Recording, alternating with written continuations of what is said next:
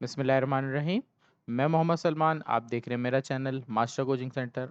Video आज की जो है वो है फिज़िक्स सेकेंड ईयर की न्यूमेरिकल रिवीजन सीरीज़ और चैप्टर नंबर 16 चैप्टर में कोई न्यूमेरिकल नहीं है, इस वजह से पार्ट 6 जो है हमारा वो न्यूमेरिकल चैप्टर 17 के बनेंगे। सही है। मेरे चैनल पे न्यू है तो सब्सक्राइब ज़रूर करें। एजुकेशनल अपडेट, नोट्स पीडीएफ में, हार्ड कॉपी में, किसी भी तरह ऑब्टेन करने के लिए या कोई भी एजुकेशन मटेरियल 9, 10, 11, 12 से रिलेटेड आप मेरे चैनल से ऑब्टेन कर सकते हैं। व्हाट्सएप ग्रुप का नंबर नीचे आ रहा है, आप उसको ज्वाइन कर लें तो आपको ये सारी चीज़ें मिल सकती है। तो चलते हैं अपनी वीडियो की तरफ। इसमें हमारे पास फॉर्मूले हैं, थोड़े से 2 या 3 टॉपिक्स हैं। तो जैसे जैसे टॉपिक आएंगे मैं उनके फॉर्मूले को डिस्कस करता जाऊंगा। तो सबसे पहले हमारे पास रिलेटिव स्पीड वेलोसिटी से जो फॉर्मूले हैं वो आपको मेंशन कर देता हूँ। हमारे पास एक फार्मूला है m equals to m not 1 - v² upon c²। एक फार्मूला है। उसके बाद एक एनर्जी का formula E is equal to mc²। फिर एनर्जी E नॉट m0c²। फिर एक फार्मूला हमारे पास इसमें यूज़ होगा E is equal to total energy बराबर होती है m0c² प्लस काइनेटिक एनर्जी के। सही है। तो ये हमारे पास कुछ फार्मूले यूज़ होंगे, इनकी डिस्क्रिप्शन भी मेंशन कर देता हूँ। खाली m जो है वो मास का है। जहाँ m नॉट आ रहा है मास एट रेस्ट। फिर v आपकी रिलेटिव स्पीड।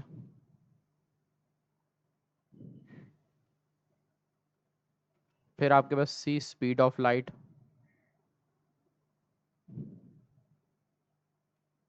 सही। ई आपके पास एनर्जी। अगर मैं बात करूं E naught, energy at rest. At rest. सही है। तो ये आपके पास के ई काइनेटिक एनर्जी।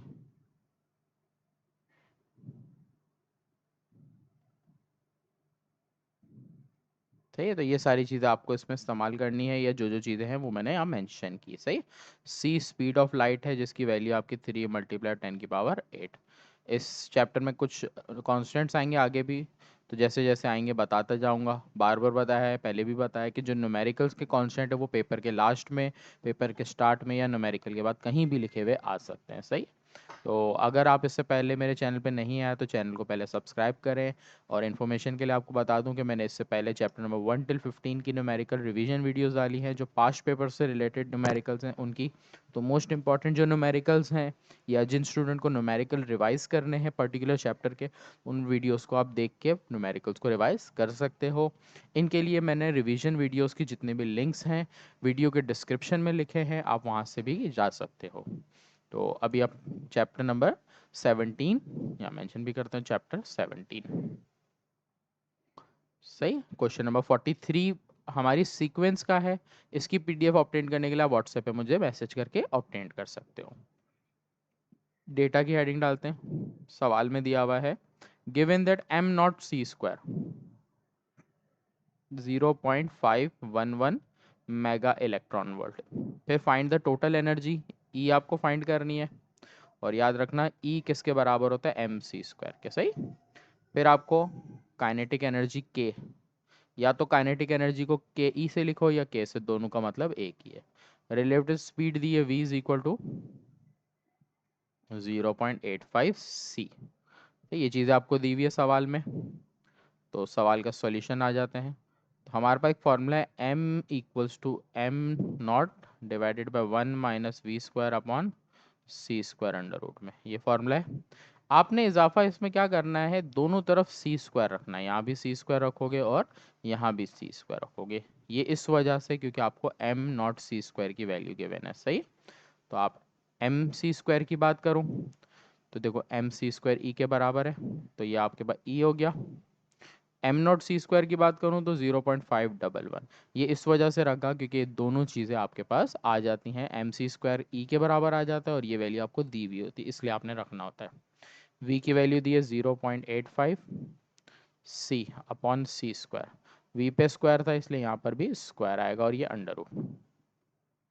सॉल्व करेंगे। ऊपर की वैल्यू 0.511 एज इट इज़ लिखेंगे, नीचे पहले हम स्क्वायर करेंगे तो 0.85 का जब स्क्वायर करोगे 0.7225 आएगा। सही है, सी स्क्वायर, नीचे भी सी स्क्वायर।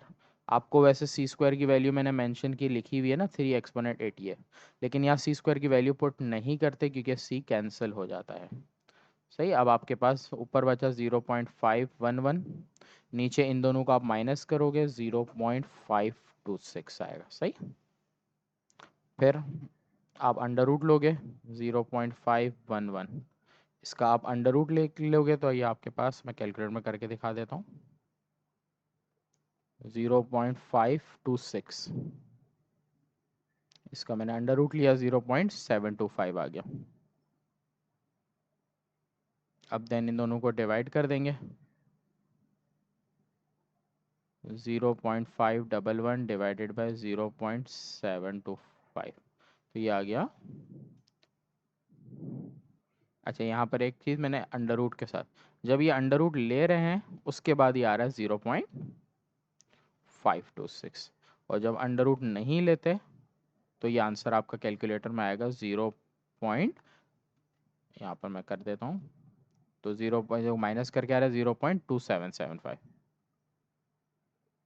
सही, अब इन दोनों को आप डिवाइड करोगे आंसर आएगा 0.971।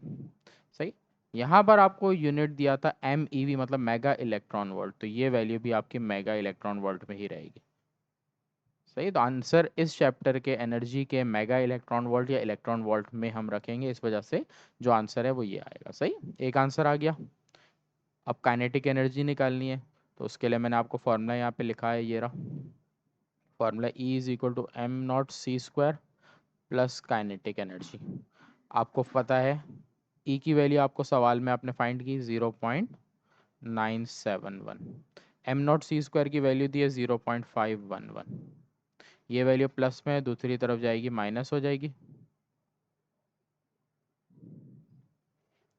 तो इन दोनों को माइनस करके आपके पास आंसर आ जाएगा 0.4 कुछ आएगा समथिंग, तो 0.911 माइनस 0.971 माइनस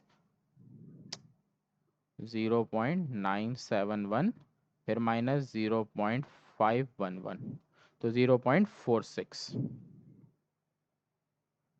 ये आंसर भी किस में रहेगा, मेगा इलेक्ट्रॉन वोल्ट, क्योंकि सारे यूनिट एनर्जी के मेगा इलेक्ट्रॉन वोल्ट में थे। तो शुरू से ही जब मेगा इलेक्ट्रॉन वोल्ट दिया तो आप वही चलाओगे, इसमें चेंज करने की ज़रूरत नहीं है। जब पढ़ेगी तो मैं आगे वाले सवाल में बताऊंगा कैसे करते हैं। सही, क्वेश्चन नंबर 44 के लिए कुछ अलग फॉर्मूले हैं, इसकी फार्मूला सीरीज आपको याद होनी चाहिए कि क्या क्या फॉर्मूले लगते हैं। सबसे पहले बेसिक फार्मूला है E = K plus work function. इस तरह का सिंबल आपके पास इलेक्ट्रिकल फ्लक्स में और यूज़ होता था, लेकिन यहाँ पर वर्क फंक्शन का है। सही है, याद रखना है। फिर आपके पास फॉर्मूला है E = Hc divided by lambda है। फिर एक E का फॉर्मूला H इंटू फ्रिक्वेंसी है। वर्क फंक्शन का फॉर्मूला है आपके पास Hc/λ0, और एक फॉर्मूला है HV0। सही, इसके अलावा काइनेटिक एनर्जी का एक फार्मूला है, पिछले चैप्टर में यूज़ किया था, VE यूज़ किया था, तो यहाँ पर इसके साथ VO यूज़ करेंगे। सिंबल्स का मतलब पता होना ज़रूरी है इसमें, तो मेंशन कर देता हूँ सिंबल्स। E आपके पास एनर्जी, K आपकी काइनेटिक एनर्जी, ये आपका वर्क फंक्शन,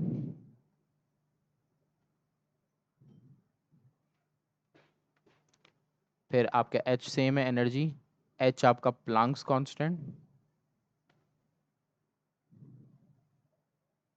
सही, इस प्लांक कांस्टेंट की वैल्यू आपको याद होनी चाहिए, इसकी वैल्यू होती है 6.63 एक्सपोनेंट -34, या 6.64 भी होती है। जो आपको सवाल में दी जाए वो लोगे, नहीं तो आप ये लोगे, वैसे पेपर में दी जाएगी। सी आपको पीछे भी बताया था, स्पीड ऑफ लाइट। ये आपके पास वेवलेंथ लैम्डा। फिर आपके पास ये जो वी मैंने बनाया है, थोड़ा सा कर्ली करके बनाया, क्यों बनाया, क्योंकि ये है फ्रीक्वेंसी, जब फ्रीक्वेंसी होगी तो इस फॉर्मूले को यूज़ करेंगे। फिर आपको यहाँ पर लैम्डा के साथ मैंने ओ बनाया है, ये आपका कहलाता है कट ऑफ वेवलेंथ। ठीक है, तो ये कंपोनेंट फोटो इलेक्ट्रिक इफेक्ट के अंदर, ये टॉपिक्स के अंदर ये सारी चीज़ें मेंशन भी है। जिन्होंने याद किया उनको ये सारी चीज़ें पहले से ही पता होंगी। तो जिन्होंने नहीं याद किया, कंपोनेंट इफेक्ट और फोटो इलेक्ट्रिक इफेक्ट इस चैप्टर का लॉन्ग मोस्ट इंपॉर्टेंट है, वो अच्छे से कर लेना। फिर वापस वर्क फंक्शन आ रहा है एच वी नॉट, ये वाला वी फ्रिक्वेंसी का है, तो ये वी नॉट है थ्रेशोल्ड फ्रिक्वेंसी।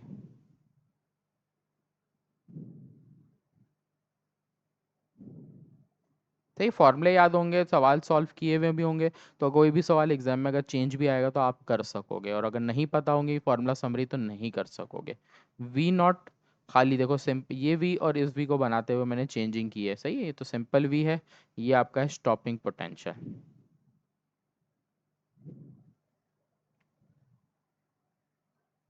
सही है, तो ये सारी चीज़ें पता। ई आपका है चार्ज ऑफ इलेक्ट्रॉन, स्मॉल ई क्या है, चार्ज ऑफ इलेक्ट्रॉन।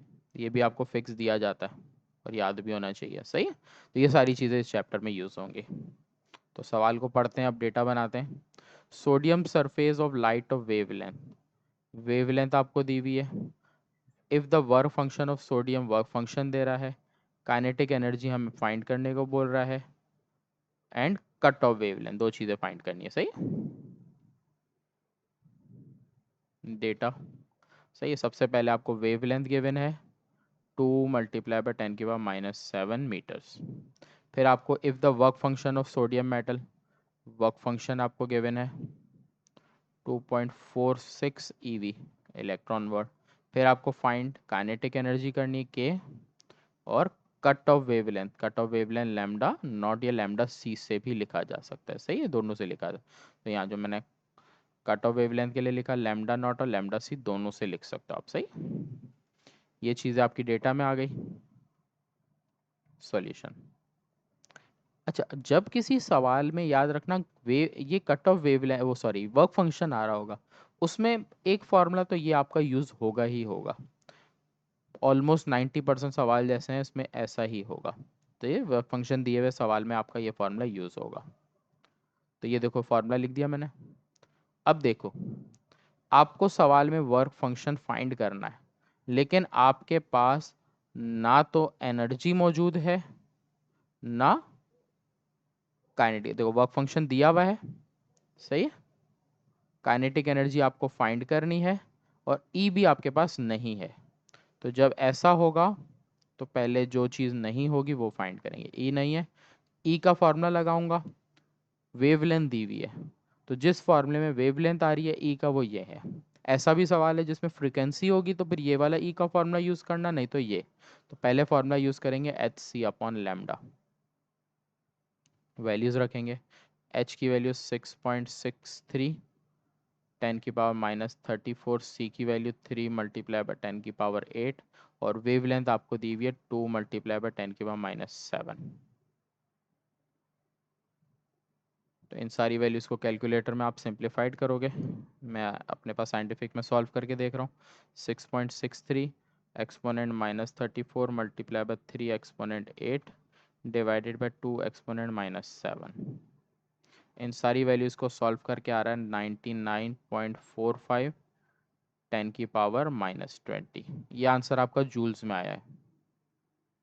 लेकिन आगे आपको अगर देखा जाए तो वर्क फंक्शन ईवी में दिया है, तो दो ऑप्शन है, या तो आप इस ईवी को जूल्स में ले जाओ, या इस जूल्स को ईवी में ले जाओ। तो मैं ये सेकंड ऑप्शन पे जाता हूँ, मैं जूल्स को कन्वर्ट कर रहा हूँ ईवी के अंदर। जब जूल्स को इलेक्ट्रॉन वोल्ट में कन्वर्ट करेंगे तो आप करोगे डिवाइड 1.6 10⁻⁻19, चार्ज ऑफ इलेक्ट्रॉन से इसको आप डिवाइड करोगे, सही है। तो आपके पास E इज इक्वल टू, तो ये आंसर आया है, इसको आप डिवाइड कर दोगे 1.6 एक्सपोनेंट -19 से, तो ये आंसर आ जाएगा 6.215 इलेक्ट्रॉन वोल्ट्स। देन आगे आप सॉल्व करोगे। आपके पास फॉर्मूला क्या है, E इज इक्वल टू के प्लस वर्क फंक्शन है, तो आपके पास E की वैल्यू आई है 6.215, के आपको मालूम करना है, वर्क फंक्शन 2.46, ये वैल्यू प्लस में दूसरी तरफ जाके माइनस हो जाएगी। तो ये आपके पास आंसर आ जाएगा 6.215 -2.46। तो ये आंसर आ गया 3.755 और ये आंसर हो गया इलेक्ट्रॉन वोल्ट्स में। इसके अलावा एक और चीज़ भी आपको फाइंड करनी है, कट ऑफ वेवलेंथ।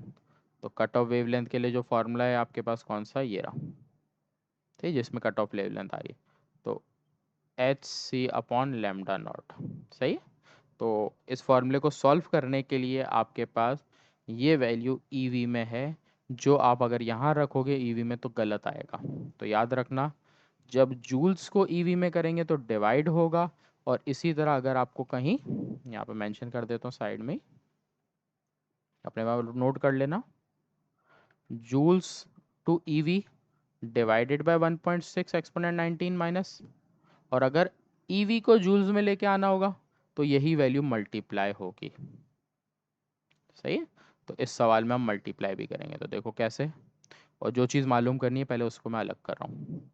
मुझे कट ऑफ वेवलेंथ मालूम करनी है, मैं ऊपर ले गया HC/λ0, वैल्यूज पुट करूँगा और कन्वर्जन इसी फॉर्मूले में करूँगा। देखो कैसे, H की वैल्यू 6.63 10⁻34, C की वैल्यू 3 × 10⁸ आपके पास फंक्शन की वैल्यू 2.46 है। अगर इसको इलेक्ट्रॉन वोल्ट में कन्वर्ट करना है, मैंने बताया मल्टीप्लाई करना है 1.619 से माइनस। तो आपने ये सारी चीज़ें जो कन्वर्जन वाली थी वो यहाँ कर ली, तो आपके लिए आसानी है, अलग से भी कर सकते हो और साथ भी कर सकते हो। इस पूरी वैल्यू को कैलकुलेटर में सॉल्व करेंगे, 6.63 एक्सपोनेंट -34, फिर मल्टीप्लाई बाय 3 एक्सपोनेंट 8। डिवाइड के बाद मैंने आपको बार बार बताया कि एक साथ वैल्यू अगर पुट करते हो तो आपने यहाँ पर कैलकुलेटर में एक ब्रैकेट का यूज़ करना होगा। तो मैंने पहले ऊपर की वैल्यू लिखी, फिर डिवाइड की साइन लगाई है, और फिर ब्रैकेट के अंदर ये वैल्यू लिख रहा हूँ, सही है। तो 2.46 मल्टीप्लाई बाय 1.6 एक्सपोनेंट -19। तो पूरी वैल्यू मैंने कैलकुलेटर में एक साथ जब लिखी तो मेरे पास आंसर आ रहा है 5.053, 10⁻−10। सही, और 10⁻−10 को आप इस तरह भी लिख सकते हो कि 5.053 एंगस्ट्रॉम। सही, तो दोनों ही तरीके से आंसर सही है, तो आप जैसे चाहे मेंशन कर सकते हो। क्लियर, आगे बढ़ते हैं क्वेश्चन नंबर 45 पे। सवाल दे रहा है, electron beam of television accelerated by 10 kilovolt, what will be the de Broglie wavelength. आपको सवाल में डी ब्रॉगली वेवलेंथ पूछ रहा है, तो इसके लिए फॉर्मूले हैं अलग, तो सवाल में मेंशन कराऊंगा क्योंकि एक ही सवाल ऐसा है। तो आपको वोल्टेज दे रहा है potential difference 10 kilo volt, kilo का मतलब 3 जीरो आगे लगाऊं, सही। डी ब्रॉगली वेवलेंथ मतलब लैम्डा, इसके लिए पूछ रहा है। सवाल में ई और एम की वैल्यू दे रहा है, 1.6 10⁻−19, मास 9.11 10⁻−31 kg। तो जब डी ब्रॉगली वेवलेंथ होती है तो डी ब्रॉगली वेवलेंथ का फॉर्मूला है H डिवाइडेड बाय mv, ये फॉर्मूला है। लेकिन ये जो v है वो है स्पीड, पोटेंशियल डिफरेंस नहीं है। तो जज्बाती होके अगर आप देखो तो h आपको पता होता है, h की वैल्यू यहाँ नहीं दी हुई ना, याद रखने, 6.63 10⁻−34। वैसे अगर मैं देखूँ तो v पता है, लेकिन ये p पोटेंशियल डिफरेंस है, और आपके पास जो फॉर्मूले में यूज़ होता है वो स्पीड है। तो पहले हम पिछले 14 चैप्टर में एक फार्मूला था, स्पीड से वेलोसिटी निकाल, स्पीड से पोटेंशियल डिफरेंस के लिए 2ve/m, पहले इस फॉर्मूले को यूज़ करेंगे तो ये हमें पोटेंशियल डिफरेंस मिलेगा यहाँ से, सॉरी, यहाँ पर ये भी क्या है, स्पीड। तो जब स्पीड मिलेगी, ये स्पीड है और ये वाला भी पोटेंशियल डिफरेंस का, तो पोटेंशियल डिफरेंस ई एम को रखेंगे तो स्पीड मिलेगी, देन ऊपर वाला फॉर्मूला यूज़ करेंगे। सही, करके दिखा देता हूँ। 2v की वैल्यू 10,000, ई की वैल्यू 1.6 10⁻−30, ओ सॉरी -19, फिर m की वैल्यू 9.11 10⁻−31 स्पैंडर हो। पहले हम बगैर अंडर रूट के सॉल्व कर लो, देन अंडर रूट ले लो, या एक साथ भी अगर कैलकुलेटर में करते हो तो हर्ज नहीं है, लेकिन प्रॉपर स्टेप को लिखोगे तो आंसर आएगा, गलत लिखोगे तो आंसर नहीं आएगा। सही, डिवाइडेड बाय 9.11 एक्सपोनेंट -31। तो ये आपके पास एक्सपोनेंट में वैल्यू आ रही है, फिर इसका अंडर रूट लेके हमारे पास आंसर आ रहा है v is equal to 5.92 exponent 7 metre पर सेकेंड। वी आ गया, स्पीड आ गई। अब फॉर्मूला लगाएंगे डी ब्रॉगली वेवलेंथ का, lambda is equal to h upon m v. H की वैल्यू 6.63 10 की पावर -34, एम की वैल्यू 9.11 10 की पावर -31, फिर v की वैल्यू 5.92 10 की पावर 7। तो ये आपके पास सॉल्यूशन हो जाएगा 6.63 एक्सपोनेंट -34। सही है। अगर आपके पास फ्रैक्शन वाला कैलकुलेटर है तो फ्रैक्शन बना के लिखोगे, और फ्रैक्शन वाला नहीं है तो फिर मैंने आपको पहले भी बताया कि आपने कैलकुलेटर में एक साथ वैल्यू पुट करने के लिए ज़रूरी है डिवाइड की साइन के बाद नीचे ब्रैकेट बनाना। सही है। कोई डाउट हो तो आप मुझसे फिर भी पूछ सकते हो व्हाट्सएप में स्क्रीनशॉट देके, सर यहाँ से हमें समझ नहीं आ रहा सर, थोड़ा गाइड कर दे, तो मैं आपको बता दूंगा। ऐसा नहीं कि व्हाट्सएप पे आपको जवाब नहीं मिलेगा, तो इंशाल्लाह व्हाट्सएप पे भी आपको जवाब मिल जाएगा। सही, बस थोड़ा सा सब्र करना पड़ता है, क्योंकि मेरे पास बहुत सारे मैसेजेस होते हैं, सबको रिप्लाई फ़ौरन करना मुश्किल हो जाता है, इसलिए ऐसा नहीं समझे कि मैं रिप्लाई नहीं करूँगा, रिप्लाई मिलेगा इंशाल्लाह। तो आपके पास ये आंसर आ रहा है 1.2 एक्सपोनेंट 3, नो सॉरी, तो ये आंसर आ रहा है 1.229 मल्टीप्लाई बाय 10 की पावर -11। सही, और वेवलेंथ का यूनिट होता है मीटर्स। तो डी ब्रॉगली वेवलेंथ का एक ही टॉपिक था, तो ये दो फॉर्मूले हैं। अगर स्पीड डायरेक्ट देता तो ऊपर वाला फार्मूला लगाते हैं, स्पीड न्यू को पोटेंशियल डिफरेंस, तो पहले पोटेंशियल डिफरेंस की मदद से स्पीड फाइंड होगी, देन डी ब्रॉगली वेवलेंथ लगेगा। सही। क्वेश्चन 46 इंपॉर्टेंट सवाल में से एक है, कैलकुलेट द रिलेटिव स्पीड। आपको रिलेटिव स्पीड पूछ रहा है, mass of particle become double, wording में सवाल दिया हुआ है, तो रिलेटिव स्पीड मतलब वी फाइंड करनी है। मास ऑफ पार्टिकल हमें बोल रहा है क्या हो जाएगा, double of it rest mass. ये दो चीजें सवाल में सिर्फ आपको दे रहा है डेटा। सही है, आगे बढ़ते हैं, सॉल्यूशन आ जाएगा आपके पास फॉर्मूला है m equals to m not, मैंने पीछे लिखवाया फॉर्मूला, सही, 1 - v² अपॉन c²। इस फॉर्मूले में अगर आप देखो तो आप वैल्यूज पुट करके m की वैल्यू आपको दी है 2m0, m0 नहीं रखेंगे ना, पता है 1 - v²/c²। सामने दोनों वैल्यू सेम है, कैंसिल हो गई, आपके पास रिमेनिंग बचा 2 या 1, 1 - v²/c²। क्रॉस मल्टीप्लिकेशन इस तरह करेंगे तो ये पूरी वैल्यू ऊपर, 2 नीचे, तो ये हो जाएगा 1 - v²/c² is equal to 1/2। Root हटाने के लिए स्क्वायरिंग करेंगे, जब स्क्वायर करोगे तो यहाँ पर हो जाएगा 1/4। आपको v निकालना है, इसलिए इस पूरी वैल्यू को उठा के दूसरी तरफ ले जाओगे, 1/4 को यहाँ पर, पूरी वैल्यू से मुराद v²/c², पूरा एक तरफ जाएगा, ये इस तरफ और ये वाली वैल्यू इस तरफ, तो ये हो जाएगा 1 - 1/4 v²/c²। इन दोनों को सॉल्व करके एलसीएम में 3/4 आएगा। ठीक है, एलसीएम के लिए नीचे की value multiply then cross multiply, solution होगा 3 - 1/4। सही, तो ये 4 - 1/4 3/4 ऐसे आंसर आएगा। सही, आपको v मालूम करना है, c को आप दूसरी तरफ ले जाओगे अभी फर्दर, तो ये हो जाएगा 3c²/4 is equal to v²। Square remove करोगे तो √3c²/4।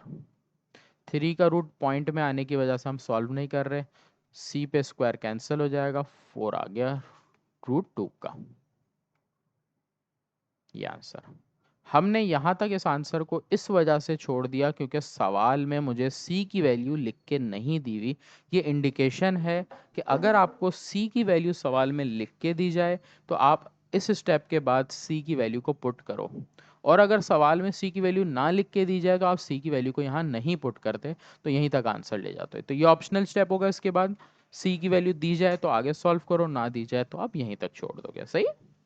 तो ये क्वेश्चन आपका कंप्लीट हो गया 46। उसके बाद क्वेश्चन 47 पे जाते हैं। वीडियो कैसी लगी कमेंट ज़रूर करें, अच्छी है बुरी है, क्या मुझे चेंज करना चाहिए, क्या चीज़ मुझे और बेहतर करनी चाहिए, इससे रिलेटेड सजेशन ज़रूर आप लोग दें। आगे बढ़ते हैं। 47 data in a component scattering. Component scattering में कॉम्पोनेंट वाले फॉर्मूले लगेंगे। फ्रैक्शनल वेवलेंथ दे रहा है, एंगल दे रहा है, find the wavelength of X ray photon. सही। तो पहले फॉर्मूला समझा देता हूँ इसका। फॉर्मूला समझा हुआ हो, याद हो ना, तो डेटा बनाना आसान हो जाता है इसलिए। तो कंपोनेंट में आपके पास जो फॉर्मूला है वो है delta lambda is equal to h upon m not c 1 - cos theta. ये आपका फॉर्मूला है कंपोनेंट इफेक्ट में। सही है। तो एच आपका कांस्टेंट है, सवाल में ना दिया जाए तो वो एम नॉट इलेक्ट्रॉन का वर्ड और आ जाता है, तो आपने यूज़ करना होता है। एंगल देखो आपको दिया हुआ सी कांस्टेंट है, तो सवाल में लैम्डा से रिलेटेड वैल्यू देखो किस तरह होगी। यहाँ सवाल में दे रहा है fractional change in length. Fractional change in length का मतलब delta lambda divided by lambda दे रहा है। चेंज इन लेंथ दे रहा है ना फ्रैक्शनल, इसीलिए डेल्टा लैम्डा अपॉन लैम्डा 1% दे रहा है। तो delta lambda upon lambda percent में भी कोई चीज़ दी जाए तो उसको फर्दर 100 से डिवाइड करते हैं, तो 1/100, तो 0.01। तो आपके पास delta lambda divided by lambda की वैल्यू 0.01 बनी। और सवाल में आपको एंगल दे रहा है 120 डिग्री, और कुछ सवाल में नहीं दे रहा, लेकिन फॉर्मूले के हिसाब से एच, एम नॉट और सी ये तीन वैल्यूज़ कांस्टेंट इस्तेमाल होगी, जो आपने पेपर में देखनी है कि कहाँ दी है, वहाँ से आप लिख लोगे। सही है। कि के की वैल्यू, एच की वैल्यू हो गई, एम की वैल्यू 9.11 दे या 1 दे, जो दे आप वही लिख लोगे। तो मैं अभी यहाँ पर 1 से यूज़ कर रहा हूँ। 3 सी की वैल्यू 3 exponent 8। सही। तो सारी चीज़ें मैंने लिख ली, अब वैल्यूज पुट करता हूँ। तो डेल्टा लैम्डा अगर मैं बात करूँ यहाँ पर, तो डेल्टा लैम्डा नहीं है ना मेरे पास, तो इस सवाल में एक और चीज़ आप करोगे, लैम्डा को दूसरी तरफ ले जाओगे, तो डेल्टा लैम्डा बनेगा आपका, क्योंकि आपको सवाल में डेल्टा लैम्डा रखना है। तो ये सही। तो डेल्टा लैम्डा की वैल्यू आपकी क्या आएगी 0.01। सवाल में आपको फाइंड भी यही लैम्डा ही करना है। सही। एच की वैल्यू 6.63 10⁻34। एम की वैल्यू 9.11 10⁻31। स्टूडेंट से गलती इस सवाल में एक्सपोनेंट पुट करते वक्त कैलकुलेशन में ही ज़्यादातर होती है, कन्फ्यूजन कैलकुलेशन है थोड़ी सी। अच्छे से प्रैक्टिस करोगे तो गलती के चांस नहीं रहेंगे आपके। और इन तीन चैप्टर लास्ट 17, 18 और 19, ये तीनों चैप्टर के मोस्ट इंपॉर्टेंट सवाल हैं।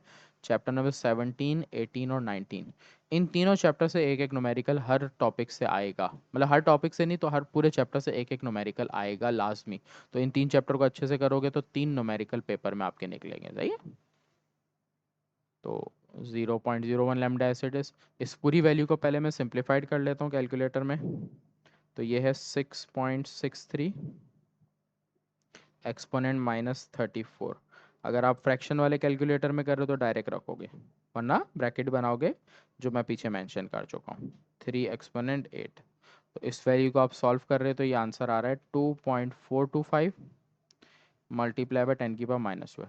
अक्सर व बेशतर होता क्या है कि हम कैलकुलेटर में ना वैल्यू लिख गलत जाते हैं, तो आप जब अपने पास कैलकुलेटर में वैल्यू लिखो तो एक नज़र ज़रूर करो कि आप वैल्यू में कोई पावर या कोई चीज़ साइन वगैरह सही से मिस तो नहीं करके गलती से, तो सही अगर लिखी होगी तो आंसर सही आएगा। सही।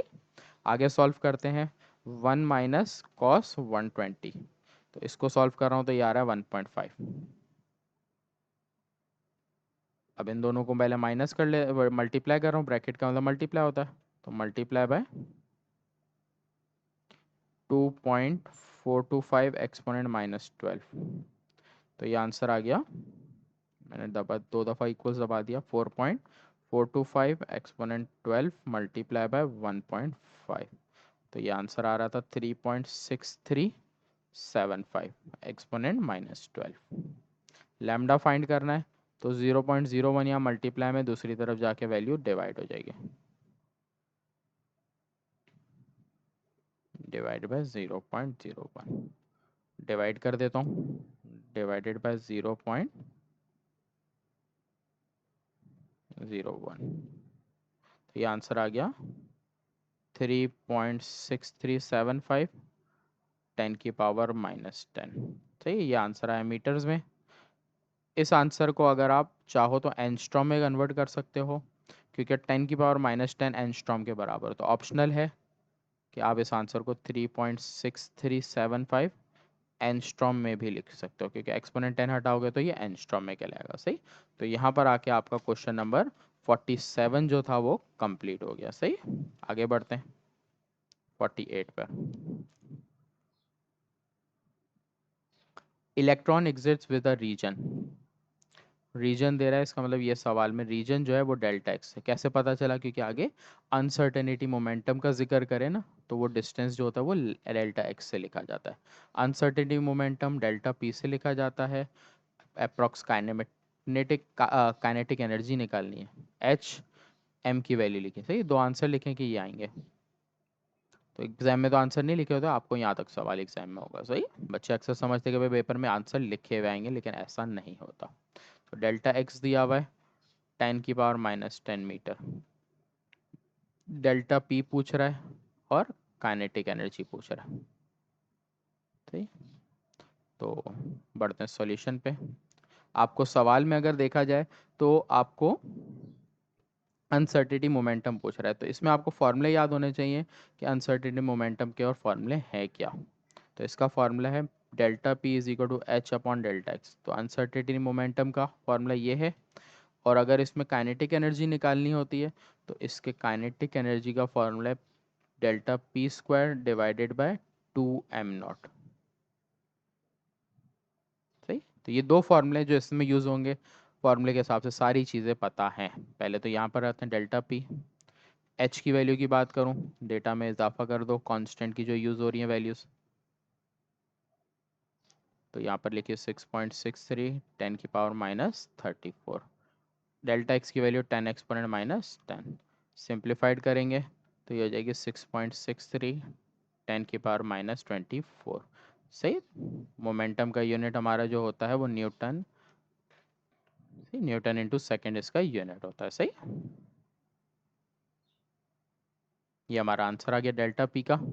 काइनेटिक एनर्जी निकालनी है, उसके लिए डेल्टा पी की वैल्यू है 6.63 10⁻⁻34। इस पर स्क्वायर आ जाएगा 2m0, 2 multiply by am not की वैल्यू की बात करें तो मास ऑफ इलेक्ट्रॉन होता है रेशमा 9.1, जो दिया हुआ भी है सवाल में, देख रहे हो, -31 kg। ये रहा। सही है, तो 9.11 10⁻⁻31 किलोग्राम। इस पूरी वैल्यू को सिंप्लीफाइड करेंगे, यहाँ पर एक चीज़ मैंने क्या की, 34 लिख दिया, हालांकि 24 है ये। सही है, तो ये हो जाएगा 6.63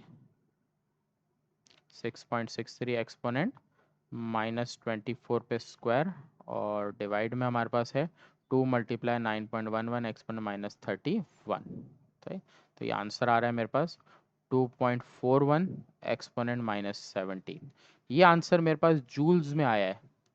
सही है, और ऊपर जो आंसर आपको इलेक्ट्रॉन वोल्ट में दिया हुआ है, तो मैं पीछे समझा चुका हूँ कि इस चैप्टर के सवालों में याद रख लो कि कन्वर्जन करोगे, लेकिन नेसेसरी नहीं है, याद है तो कर सकते हो, नहीं तो यहाँ तक आंसर रख सकते हो। जूल्स को इलेक्ट्रॉन वोल्ट में कन्वर्ट करने के लिए डिवाइड करेंगे 1.6 10⁻⁻19 से। तो ये जो आंसर आया है इसी को फर्दर डिवाइड करो 1.6 एक्सपोनेंट -19 से, तो ये आंसर मेरा। अच्छा, इस सवाल में मैं एक चीज़ थोड़ा मिस कर गया, वो क्या देखो।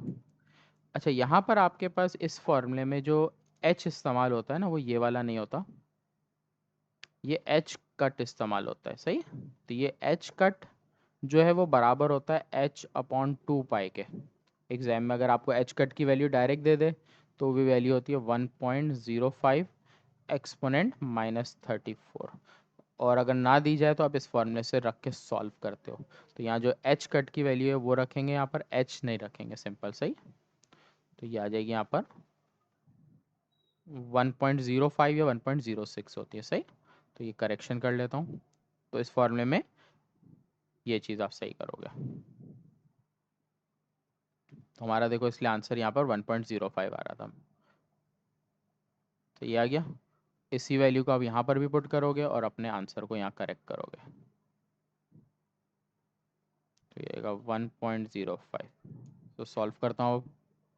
तो 1.05, 1.05 एक्सपोनेंट -24 स्क्वायर और अपॉन में आपके पास 1.05 एक्सपोनेंट -24, नीचे आपके पास 2 मल्टीप्लाई बाय 9.1 एक्सपोनेंट -31, ऊपर आपके पास स्क्वायर भी है, तो ये वैल्यू आ रही है 6.025, 6.05, 6.05 एक्सपोनेंट -19। सही। अब इन दोनों को आपने डिवाइड कर देना है। इसको डिवाइड किससे करोगे आप? 1.6 एक्सपोनेंट -19 से, तो ये आ गया 3.78। एक्यूरेट आंसर आ गया जो दिया हुआ था। ठीक, तो के का आंसर इलेक्ट्रॉन वोल्ट में, जूल्स में भी छोड़ सकते हो, लेकिन ये बेहतर है कि इन चैप्टर में क्वेश्चन चैप्टर 17 के सवालों को रिमाइंड रखो कि इस तरह के सवालों में कन्वर्जन आप करके दोगे, सही, वरना आंसर इनकम्प्लीट रहेगा। आगे बढ़ते हैं क्वेश्चन नंबर 49 पर। Estimate relative mass and wavelength, दो चीज़ें पूछ रहा है। रिलेटिव मास मतलब m और wavelength lambda. Electron moving speed दे रहा है आपको, h की वैल्यू लिख के दे रहा है, और m का आंसर और लैम्डा का आंसर ये आना है। सवाल का डेटा अगर मैं बात करूं, दिया हुआ है मुझे क्या है मालूम करने के लिए, m और लैम्डा, ये दो चीज़ें आपको मालूम करनी है। v दिया हुआ है 0.9c, सही, और कुछ नहीं दिया हुआ। तो इस टॉपिक में आपके पास जो फॉर्मूला है v से related, m is equal to m0 1 - v² upon c², सही, ये फार्मूला लगेगा। और m0 की वैल्यू यहाँ पर मेंशन करूँगा डेटा में। m0 की वैल्यू 9.1 10⁻31, h की वैल्यू दी हुई है 6.63 10⁻34 जूल इंटू सेकेंड, सही, तो ये भी यूज़ होंगी डेटा में। यहाँ पे सॉल्व करता हूँ। m मालूम करना है, m0 की वैल्यू 9.11 10⁻31, 1 माइनस वी की वैल्यू है 0.9c, वी पे स्क्वायर है इसलिए यहाँ पर भी स्क्वायर, नीचे c²।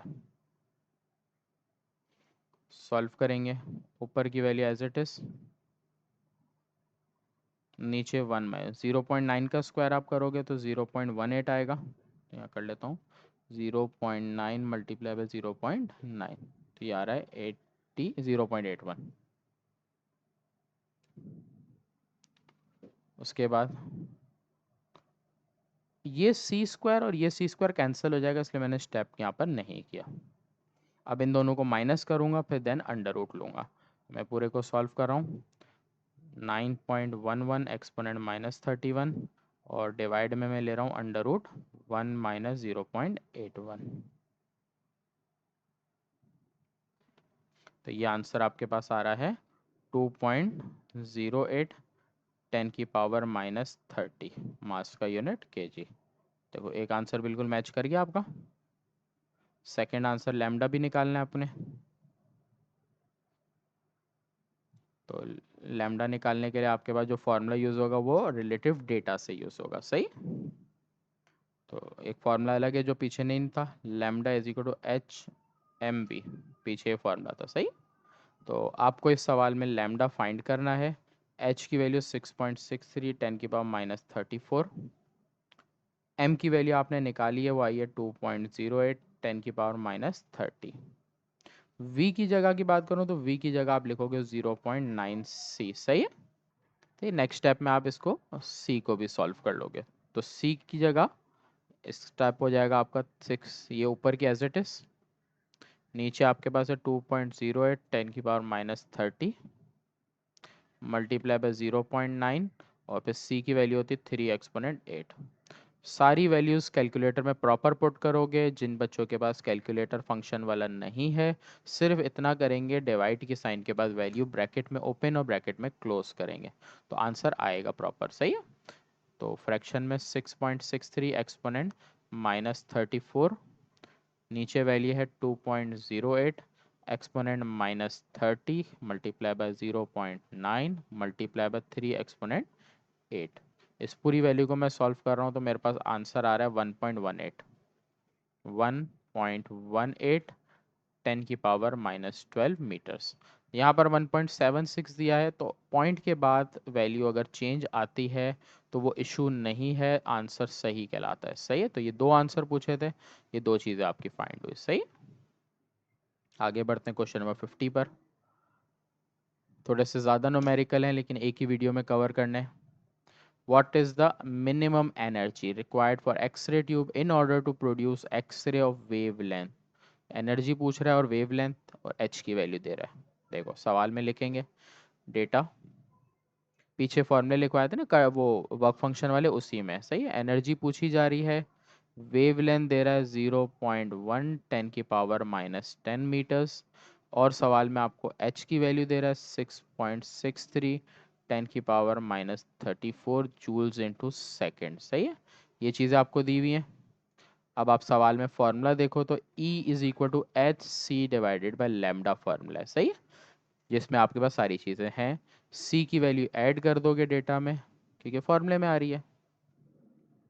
E, H की वैल्यू है 6.63 एक्सपोनेंट -34, C की वैल्यू 3 एक्सपोनेंट 8, लैम्डा की वैल्यू 0.1 एक्सपोनेंट -10।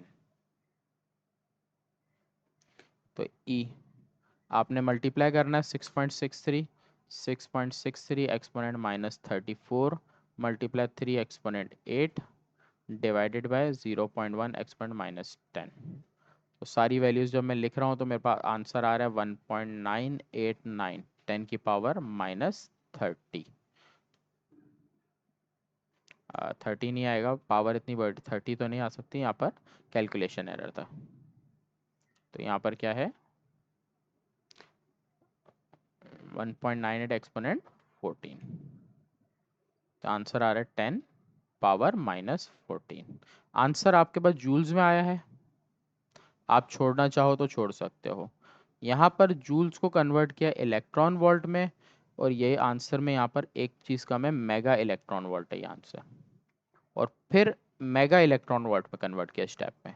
तो याद रखो जब जूल्स से इलेक्ट्रॉन वोल्ट में कन्वर्ट करते हैं तो आपने डिवाइड करना है 1.6 10⁻⁻19 से, और फर्दर मेगा इलेक्ट्रॉन वोल्ट के लिए एक और दफ़ा डिवाइड करोगे 10⁻6। ये दो स्टेप याद रखना कि जब इस तरह से इलेक्ट्रॉन वोल्ट में पहले कन्वर्ट होगा फिर मेगा में करना हो तो ये होगा। सही है, तो ये आपके पास वैल्यू बचेगी।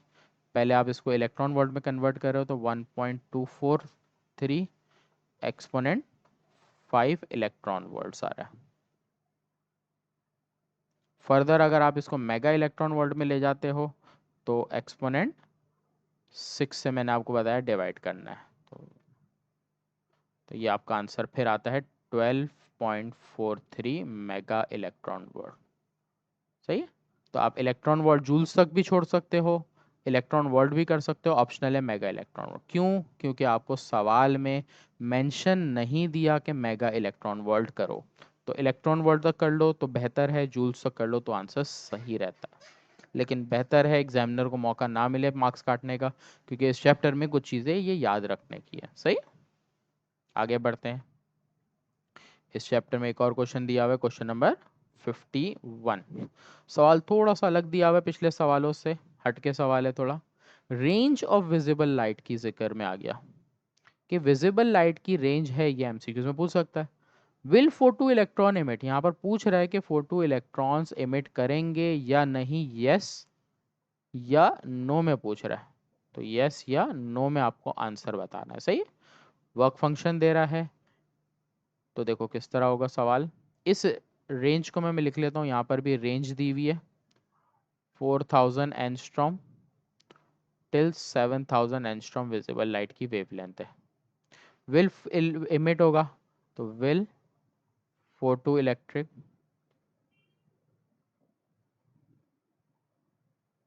इमिट होंगे या नहीं। सही, आपको क्या दिया work function 4.4 EV what eliminated visible, give mathematical proof, मतलब मैथमेटिकल प्रूफ करके देना है। सही है, तो देखो वर्क फंक्शन दिया हुआ है ना, तो आपके पास वर्क फंक्शन से फॉर्मूला है work function is equal to h c upon lambda, lambda not. सही, ये वर्क फंक्शन होता ही आता है। आप यहाँ से लैम्डा नॉट फाइंड करोगे, होगा ये कि जब आप लैम्डा नॉट की वैल्यू फाइंड करोगे, उस वैल्यू को चेक करोगे कि वो 4000 7000 के बीच में है, तो वो विजिबल होगी। अगर वो आंसर इससे बाहर आता है रेंज से, तो वो नॉट विजिबल होगी। देखो कैसे करेंगे, डेटा में और चीज़ें इस्तेमाल हो रही है, वो आप मेंशन करोगे। 6.63 10⁻³ जूल्स इंटू का सेकेंड, C3 एक्सपोनेंट 8 मीटर पर सेकेंड। तो h की वैल्यू है 6.63 10⁻³ C की वैल्यू 3 × 10⁸। वर्क फंक्शन की वैल्यू आपके पास इलेक्ट्रॉन वोल्ट में होती है, तो इसको आप इलेक्ट्रॉन वोल्ट वाली यहाँ नहीं लिख सकते, तो इलेक्ट्रॉन वोल्ट को जूल्स में करने के लिए आप यहाँ पर 1.6 एक्सपोनेंट -19 भी रखोगे। तो ये चीज़ आपने इसलिए लिखी है क्योंकि आपको इलेक्ट्रॉन वोल्ट्स को जूल्स में करना होता है, सही है? इसलिए रेड मार्क कर दिया, आपको याद रहे। इस पूरी वैल्यू को आप कैलकुलेटर में सॉल्व करोगे, तो आपके पास 6.63 एक्सपोनेंट -34 मल्टीप्लाई बाय 3 एक्सपोनेंट 8, फिर आपके पास 4.4, फिर मल्टीप्लाई बाय 1.6 एक्सपोनेंट -19। तो ये आंसर जो आ रहा है आपके पास, यहाँ पे मैंने h क्यों लिख दिया भाई, ले वेवलेंथ का लैम्डा आएगा, आपके पास आ रहा है 2.825 10⁻⁻7। हमें ऊपर वैल्यू एंस्ट्रॉम में दी है, तो ये आंसर मीटर को एंस्ट्रॉम में ले जाएंगे। यहाँ पर मेंशन करता हूँ, मीटर टू एंस्ट्रॉम के लिए आपने डिवाइड करना है 10⁻10 से इसको। तो जो आंसर आया है इसको आप डिवाइड कर दोगे एक्सपोनेंट -10 से, ये वैल्यू आपकी बच की 2825 एंस्ट्रॉम। तो देखो ये हमारे पास आंसर 4000 से नीचे है, मतलब रेंज से बाहर है। तो यहाँ मेंशन आप रिजल्ट इस तरह करोगे, 2825 is not in visible range.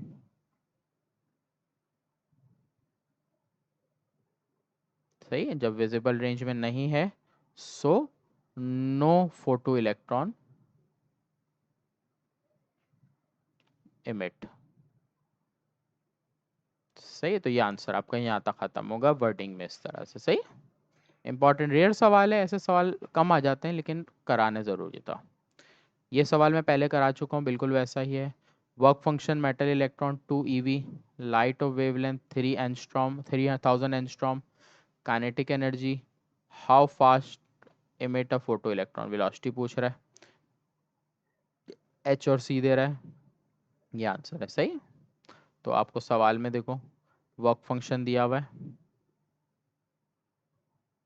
2 eV, आपको वेवलेंथ दी हुई है 3000 angstrom, find the kinetic energy how fast, मतलब काइनेटिक एनर्जी पूछ रहा है, के से भी लिख सकते हैं और के ई से भी लिख सकते हैं। सी की वैल्यू लिख के दे रहा है डेटा में, एच की वैल्यू लिख के दे रहा है। सही, तो मैंने अब बताया था वर्क फंक्शन वेवलेंथ से रिलेटेड होता है, तो आपके पास जो बेसिक फार्मूला लगता है वो E इज इक्वल टू के प्लस वर्क फंक्शन का लगता है। इस फॉर्मूले में आपको वर्क फंक्शन पता है, आपको काइनेटिक एनर्जी फाइंड करनी है। सही, तो एनर्जी नहीं है, तो पहले मैं एनर्जी को फाइंड कर लेता हूँ। एनर्जी का फॉर्मूला लगेगा लैम्डा है, तो formula h c upon lambda से पहले ई निकलेगा, उसके बाद फिर आगे बनने। एच की वैल्यू 6.63 10⁻⁻34, सी की वैल्यू 3 एक्सपोनेंट 8, लैम्डा की वैल्यू 3000। यहाँ पर आपको एंस्ट्रॉम में दी है, तो आपको एंस्ट्रॉम को मीटर में रखना ज़रूरी है, इसलिए मल्टीप्लाई बाय 10⁻⁻10 मीटर्स। तो इसके साथ लगेगा 10⁻⁻10। सही, अब सॉल्व करेंगे 6.63 exponent -34 multiply by 3 exponent 8 divided by 3000 exponent -10। तो इस पूरी वैल्यू को सॉल्व करके मेरे पास आंसर आ रहा है 6.63 10⁻⁻19। ये आंसर जूल्स में आ रहा है, आप जूल्स में नहीं पुट कर सकते ऊपर, इलेक्ट्रॉन वोल्ट में करना ज़रूरी है आपके लिए यहाँ पर। तो जूल्स को इलेक्ट्रॉन वोल्ट में ले जाओगे, डिवाइडेड बाय 1.6 10⁻⁹ करेंगे। तो जब इसको मैं डिवाइड कर रहा हूँ 1.6 एक्सपोनेंट -19 से, तो ये आंसर आ रहा है 4.14 इलेक्ट्रॉन वोल्ट। अब ऊपर वाला फॉर्मूला ये यूज़ करेंगे यहाँ पर, E इज इक्वल टू के प्लस वर्क फंक्शन।